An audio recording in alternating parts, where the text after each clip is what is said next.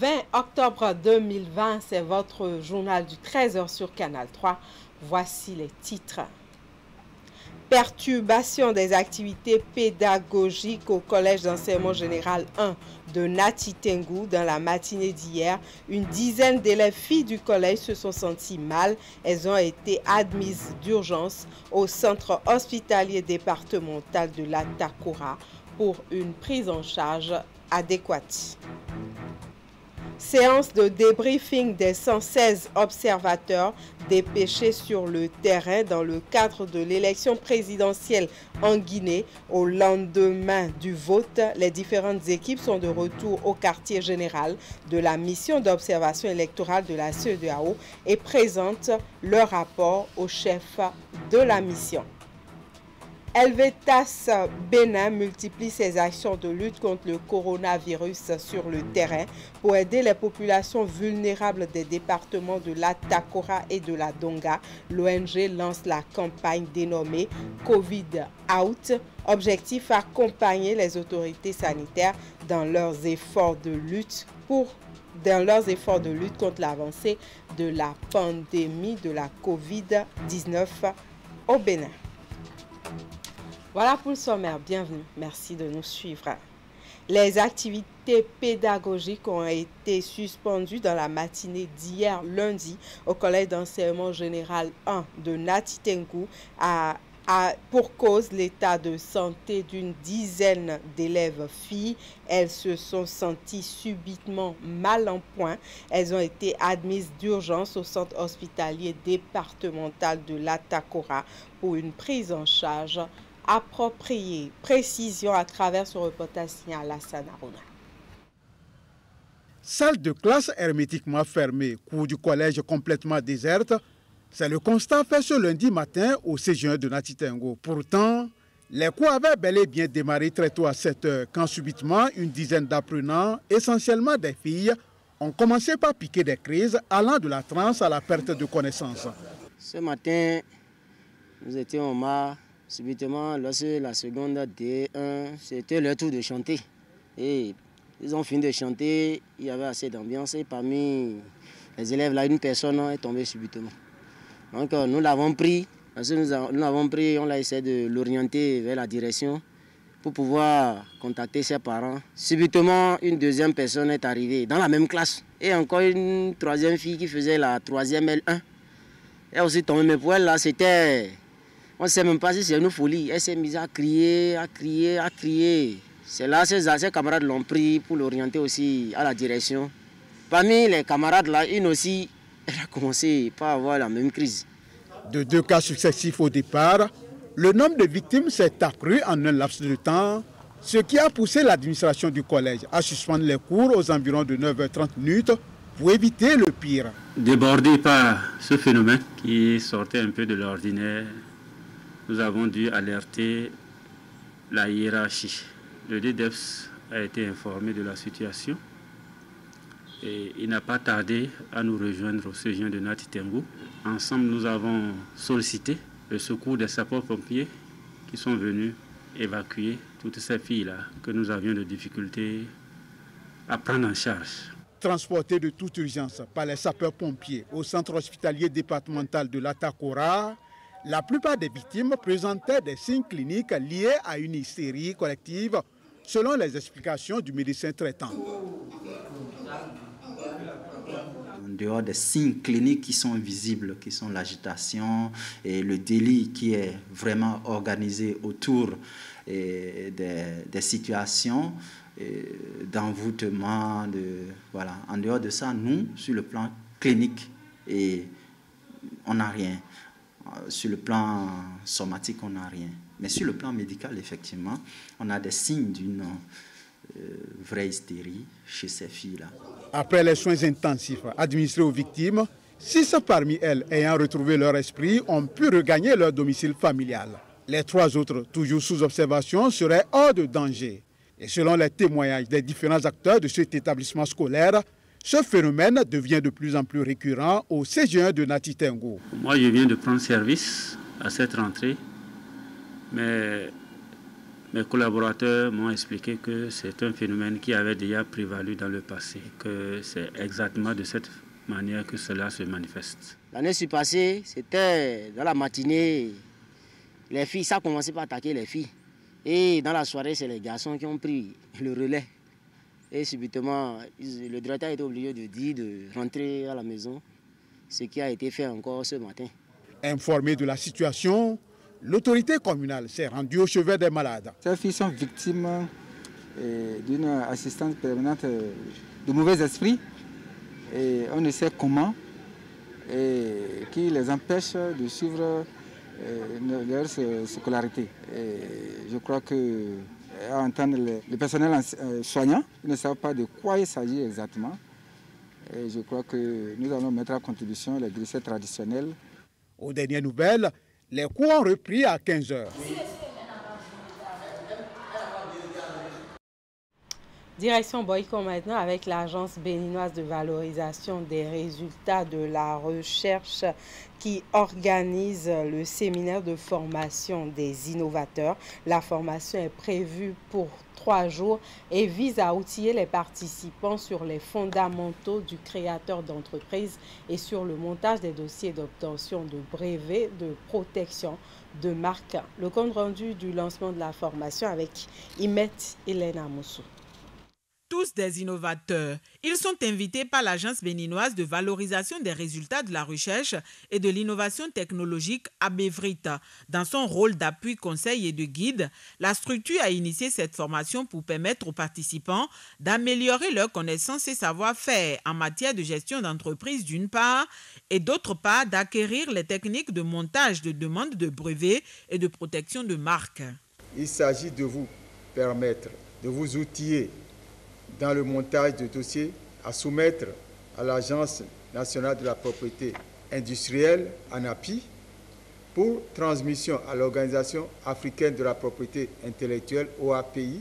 Dès lors, l'objectif de la BVRIT est de vous amener à travers cette formation à saisir la nécessité de formaliser vos entreprises d'innovation en transformant vos entreprises en PME, petites et moyennes entreprises et petites et moyennes industries, afin de pouvoir lever les capitaux auprès des institutions de financement pour le développement de vos productions et les rendre assez disponibles sur le marché national et régional. L'initiative de ces assises est portée par le ministère de l'Enseignement supérieur et de la Recherche scientifique qui, à travers la BVRIT, entend faire des ressources humaines de toutes catégories l'un des piliers clés de l'émergence du pays.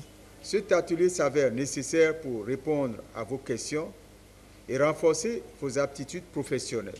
Il vous permettra sans doute de vous donner des repères, de valider une idée, de comprendre ce qu'est un entrepreneur afin que vous puissiez décider de continuer l'aventure entrepreneuriale ou non. À l'occasion, l'assistance sera également entretenue sur des notions élémentaires en matière de gestion d'une entreprise, de gestion des ressources humaines ainsi que des attitudes à tenir en cas de conduite de projet. Les échanges vont durer 3 jours et seront meublés par des communications, des travaux de groupe, de même que des plénières. Et je l'annonçais au début de ce journal, séance de débriefing des 116 observateurs dépêchés sur le terrain dans le cadre de l'élection présidentielle en Guinée. Au lendemain du vote, les différentes équipes sont de retour au quartier général de la mission d'observation électorale de la CEDEAO et présentent leur rapport au chef de mission. Ce fut une journée marathon pour ces hommes et femmes. Certains ont parcouru plus de 1000 km pour retrouver la zone où ils ont été déployés. Au lendemain du scrutin du dimanche 18 octobre, les voici de retour au quartier général de la mission d'observation électorale de la CEDEAO. Dans le cadre de l'élection présidentielle, 116 observateurs ont été dépêchés par la commission de la CEDEAO pour suivre le processus du déroulement du vote, de l'ouverture des bureaux de vote au convoyage des urnes dans les mairies et commissariats. En passant par le dépouillement, ils ont tout suivi et noté les insuffisances. À cette séance de débriefing, chaque équipe est appelée à présenter son rapport au chef de mission. Qu'est-ce que nous avons également remarqué? Les agents électoraux étaient là, mais nous avons déploré un manque de professionnalisme de la part de ces agents en ce qui concerne la procédure prévue par la loi. Les représentants des partis étaient également là. La moyenne, c'était 4 partis, dont les deux plus grands, les deux plus représentés, à savoir RPG et UFDG. Sur le déroulement du vote, ça s'est bien passé. L'affluence, c'était beaucoup plus dans la matinée. À la mi-journée, il n'y avait pas assez de monde. À la clôture du scrutin également, on n'avait pas senti des files d'attente devant les bureaux de vote. Tout compte fait, les bureaux de vote ont, dans la grande majorité, fermé à 18 h. Nous avons procédé au dépouillement et au décompte des voix. À présent, inviter l'équipe de Kindia. La tâche n'a pas été facile pour les observateurs sur le terrain, mais ils ont tenu à accomplir leur mission en toute impartialité. C'est le moment pour le chef de la mission d'observation électorale de la CEDEAO de les féliciter et encourager pour le travail abattu au fin de contribuer au renforcement de la démocratie en Guinée-Conakry. La bonne issue de cette élection présidentielle reste le premier souci de la commission de la CEDEAO à travers sa mission d'observation. Le travail de CEDEAO a été très bien apprécié ici, à Conakry. J'ai parlé avec Monsieur le Président de la République, avec le leader de l'opposition, Monsieur Diallo. Ils ont dit que CEDEAO a beaucoup de prestige ici. Il a travaillé beaucoup pour garantir l'impartialité, la transparence des élections présidentielles. Les observations contenues dans chaque rapport présenté sont prises en compte par le chef de la mission. Elles seront consignées dans la déclaration préliminaire qui consacre la fin de la mission des observateurs électoraux pour le compte du premier tour de cette élection présidentielle en Guinée-Conakry. L'UCEL était présent dans la plupart des bureaux. Ce journal se poursuit maintenant avec la tournée dans le département du Zou du ministre de l'Eau et des Mines. Samou Seydou Adombi a sillonné les communes de Zobodomain, Zakota, Agbanizou, Boycon, Abomey et Djidja. Cette descente lui a permis de constater l'évolution des travaux de la seconde phase du projet de renforcement du système d'adjudication d'eau potable dans les communes du Zou. Reportage signé Imet Hélène Moussou et Georges Vaudoulon. Les travaux ont été lancés il y a quelques mois déjà. Ils consistent en la pose de canalisation et autres matériaux nécessaires pour apporter de l'eau potable aux divers ménages des communes du plateau d'Abomey. Par cette tournée qui a démarré à Zobodomain, Samou Seydou Adambi est allé constater l'évolution des travaux de la deuxième phase du projet de renforcement du système d'adduction d'eau potable dans les communes du Zou. Celle-ci succède à la première, consacrée à la mobilisation de ressources, à la construction et à la réhabilitation des infrastructures de pompage, de traitement et de stockage de l'eau. Et en tout et pour tout, nous sommes en train de réaliser 520 km de linéaire au total sur le plateau, sur l'ensemble du plateau. Je remercie sincèrement le ministre et particulièrement le président Patrice Talon qui a pensé à la population pour les grands besoins, surtout l'eau, la voie et l'électricité. Après Zobodomain, la délégation du ministre de l'Eau et des Mines s'est aussi rendue à Zakota, Agbanizou et Boycon. Comme dans les autres communes la veille, Samou Seydou Adambi a eu le lendemain à Abomey et Djidja une séance de travail avec les autorités communales avant de procéder à une visite de terrain. Contrairement aux autres villes, à Zakota, Agbanizou et Djidja, les travaux piétinent. La situation, selon l'entreprise Sogea Satom, est due à la non-disponibilité des plans de voirie ou encore l'ouverture des voies. Des difficultés que les responsables communaux ont promis aider à régler. Tant qu'il n'y a pas d'ouverture de voie, il ne peut pas y avoir extension du réseau de la SONEV. C'est ce qui a fait que j'ai pris l'engagement devant le ministre et devant le préfet de procéder à l'ouverture des voies dans les jours à venir très rapidement pour que la commune puisse bénéficier du quota qui lui est réservé par le chef de l'État. Au thème des 2 jours de randonnée, le ministre s'est dit satisfait du travail qui s'abat sur le terrain. Il a aussi sollicité du préfet son implication personnelle pour l'accélération des travaux et également pour que les besoins complémentaires en pose de canalisation exprimés par centaines dans les communes soient satisfaits. Je dirais que nous sommes satisfaits du niveau d'exécution aujourd'hui que nous avons constatées. En termes de consommation de délai, nous sommes à 56%. Et en termes d'exécution, nous sommes autour de 53%. Mais nous avons quelques difficultés liées à l'ouverture des voies qui doivent accueillir donc, ces canalisations de la SONEV pour permettre donc à nos populations de pouvoir disposer de l'eau d'ici la fin du projet qui est fixé normalement au 31 mars de l'année 2021. Il nous revient d'ouvrir les voies rapidement et que les rues soient disponibles pour faire passer donc, les conduites d'eau partout. Cet engagement, je le prends fermement au nom des maires des communes du Zou. Cette descente du ministre Samou Seydou à Dambi lui a également permis de visiter l'entrepôt des matériaux de Djimin et l'usine d'eau de Boïkon. L'autorité ministérielle a profité des échanges avec les élus communaux et chefs services des différentes mairies pour apporter des éclaircissements sur la création et le rôle de l'agence de l'eau, l'exploitation des mines ou encore le devenir du FADEC eau. Séance de travail avec les éditeurs et parties prenantes de la télévision numérique terrestre au Bénin, une initiative de la ministre de l'économie numérique et de la digitalisation. Au menu des échanges, la création et l'opérationnalisation de Bénin Diffusion. Compte rendu à Sionbon Communication. Séance d'échange le jeudi 15 octobre entre la ministre de l'économie numérique et de la digitalisation, Aurélie Adamsoulé-Zoumarou, et les éditeurs de télévision privée du Bénin. Au menu des échanges, le passage à la TNT et Bénin Diffusion, l'un des acteurs clés. Je veux évoquer un acteur majeur aussi de cette chaîne de valeur, qui est l'opérateur de diffusion. Et cet opérateur de diffusion, comme vous le savez, va concentrer toutes les actions de collecte, de multiplexage et de diffusion des programmes de la TNT dans notre pays sur l'étendue du territoire national. L'occasion était offerte pour la ministre de revenir sur les actions menées par le gouvernement pour l'effectivité de la migration de l'analogique au numérique.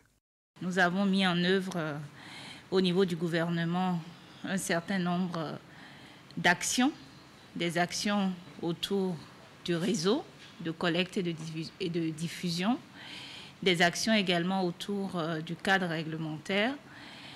Et tout cela a pu se faire grâce à l'ensemble de cet écosystème que nous constituons. L'État associe les éditeurs à la création et à la gestion de l'opérateur de diffusion de la TNT au Bénin.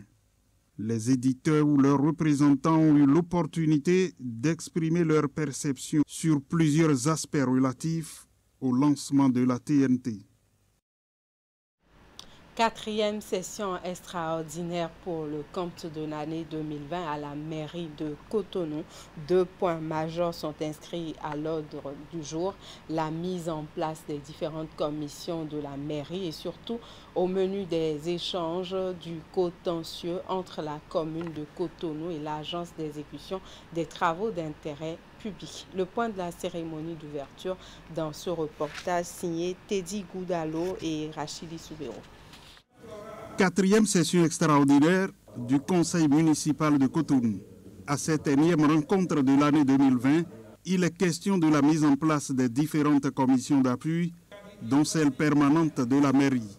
Les conseillers municipaux sont donc conviés à cet exercice républicain pour le bon fonctionnement de l'exécutif. Nous avons jugé nécessaire de convoquer la présente session afin d'examiner ce point important en vue de permettre à l'exécution municipale de disposer de ces organes d'appui que sont les commissions permanentes du conseil municipal. Outre ce point inscrit à l'ordre du jour, les conseillers ont eu droit à une communication relative au règlement du contentieux entre l'agence d'exécution des travaux d'intérêt public, AGETIP Bénin, et la municipalité de Cotonou. Ce jour peut être perçu comme un continuum de la 3e session ordinaire du conseil municipal tenue le 3 et 4 septembre dernier. Distingués conseillers, mesdames et messieurs, je vous exhorte à vous concentrer sur l'essentiel afin que nos débats soient de grande qualité. Les échanges ont duré moins de 24 heures assortis des recommandations pour la bonne marche des activités au sein de la municipalité.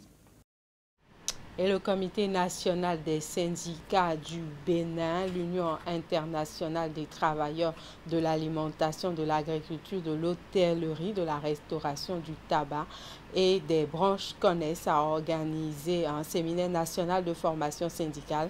Il a porté sur le thème la violence et le harcèlement sexuel en milieu du travail et leur impact socio-économique. Ce retour sur les temps forts de ce séminaire à travers ce reportage.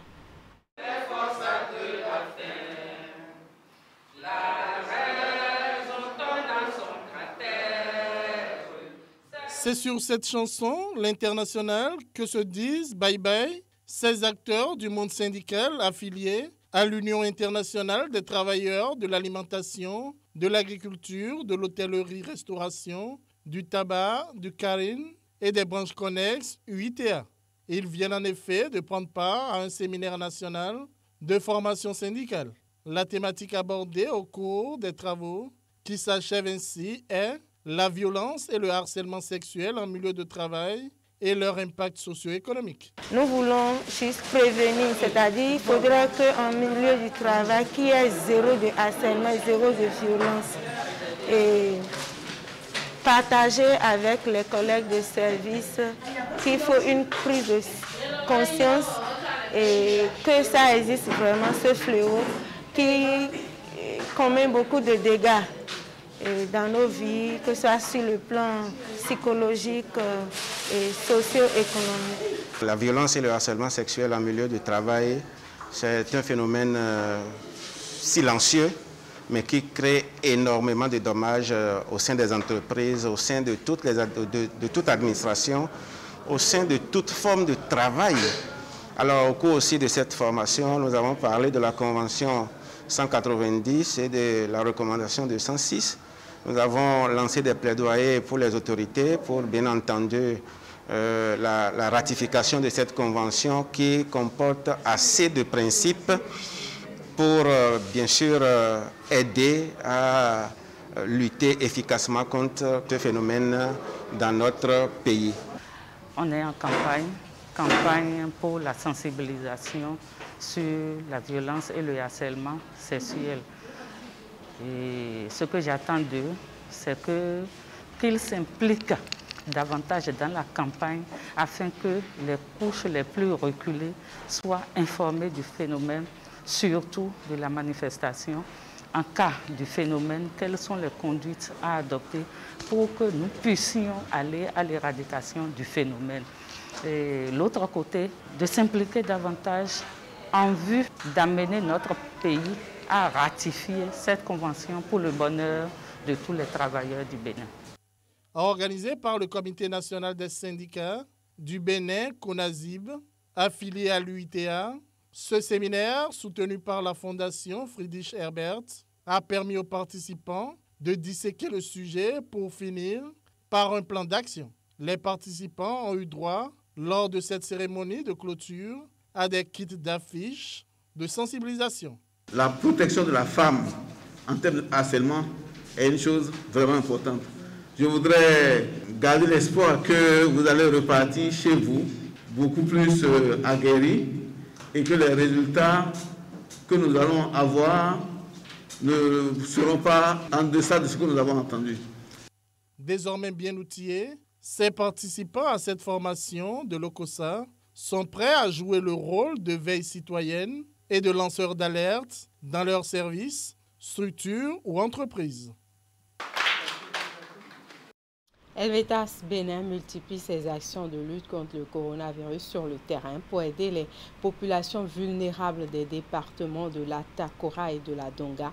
L'ONG lance la campagne dénommée Covid Out. Objectif, accompagner les autorités sanitaires dans leurs efforts de lutte contre l'avancée de la pandémie de la Covid-19 au Bénin. Comment briser la chaîne de contagion de la Covid-19 dans les départements de la Takora et de la Donga? C'est toute la problématique de cette rencontre de Nati Tengu qui consacre le lancement officiel de la campagne d'information et de sensibilisation des populations à la base sur la Covid-19. Dénommée Covid Out, Cette initiative de Helvetas Bénin sur financement de la coopération suisse s'inscrit dans le cadre du projet Rési Covid et vise essentiellement à soutenir les politiques initiées par les autorités sanitaires pour contrer la progression de cette pandémie. C'est une campagne d'information et de sensibilisation des populations à la base sur la pandémie et d'appui des couches vulnérables en équipement de protection. Elle est faite de plusieurs actions qui seront concentrées sur la période du 16 au 30 octobre 2020.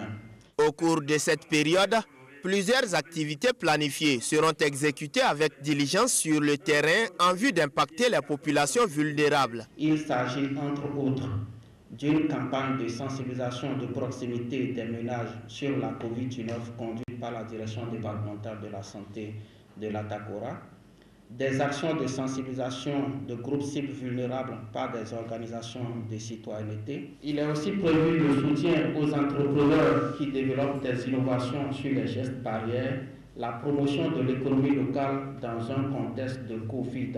Une série d'activités qui raffermit l'engagement de cette ONG internationale suisse aux côtés des autorités dans la riposte contre le coronavirus. Donc Helvetas, vraiment depuis un moment, nous appuie dans cette intervention et a accepté de le faire pour nous permettre de couper la chaîne de transmission grâce à l'information que nous allons apporter. En plus des informations qui seront distillées au sein des communautés, elle va distribuer 250 dispositifs de lavage des mains avec un train dans ces deux départements. Au nom de l'association des communes de l'Atakora et de la Donga, et particulièrement au nom des populations de Nati Tengu, je voudrais remercier Helvetas Swiss Inter Coopération pour cette belle initiative qui, à coup sûr, permettra de réduire les ravages de cette pandémie dans notre département. La dite campagne qui sera conduite selon l'approche porte-à-porte va sensiblement et durablement toucher 5400 ménages dans 45 villages de l'Atakora. Je voudrais ainsi saluer cette heureuse initiative et remercier Helvetas Swiss Inter Coopération pour sa grande sensibilité au bien-être des populations de l'Atakora et de la Donga. Dans sa dynamique d'aider les autorités sanitaires à stopper l'avancée de la pandémie, Helvetas enchaîne donc activités, actions et gestes. En août dernier, elle avait initié une session de formation au profit des journalistes et animateurs de l'Atakora et de la Donga sur la coproduction d'émissions sur la COVID-19. Dans le même registre, atelier de renforcement de capacité des professionnels des médias des départements du Zou et des collines. La formation est initiée par le Conseil national du patronat de la presse et de l'audiovisuel du Bénin. À travers cette formation axée sur le thème « Le traitement de l'information en période épidémique, la COVID-19 », ces hommes et femmes des médias ont été outillés pour bien traiter et apporter au public l'information juste et dans les normes requises. Le reportage est signé Imet Elena Moussou. La maladie est toujours présente et menaçante. Le coronavirus qui sévit depuis quelques mois maintenant mobilise encore les attentions. Ces professionnels des médias, sur initiative du Conseil national du patronat de la presse et de l'audiovisuel du Bénin, suivent ici un atelier de renforcement de capacité. Les échanges sont conduits par la section Bénin de l'Organisation internationale Croix-Rouge et vont permettre à ces journalistes du Zou et des collines d'améliorer leurs techniques rédactionnelles et de traitement de l'information relative à la pandémie.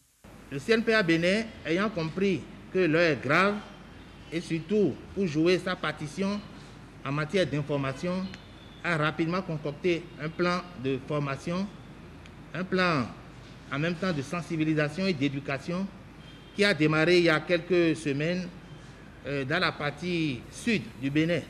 Maillon essentiel du traitement et de la diffusion de nouvelles dans les différents organes du pays, ces journalistes, grâce à cette formation, pourront apporter l'information juste aux populations.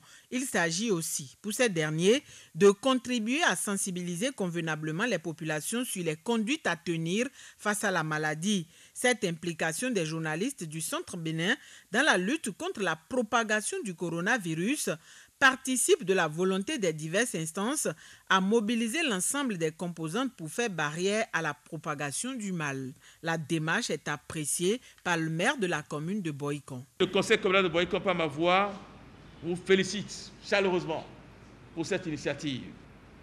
Notre vœu ardent est qu'au terme de cette formation, les professionnels des médias des départements du Zou et des collines soient plus aguerris et convenablement nous accompagnent en vue d'une sensibilisation efficiente de nos populations.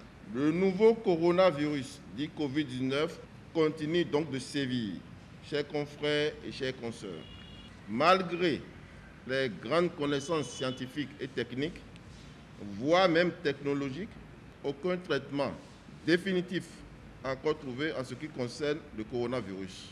La seule arme qui existe aujourd'hui, c'est donc la prévention. C'est pourquoi le CNPA Bénin a jugé utile d'initier cet atelier de formation, aussi bien sur la maîtrise des gestes barrières que sur le traitement de l'information en période épidémique. Cette formation est la deuxième organisée après celle d'Abomey Calavi.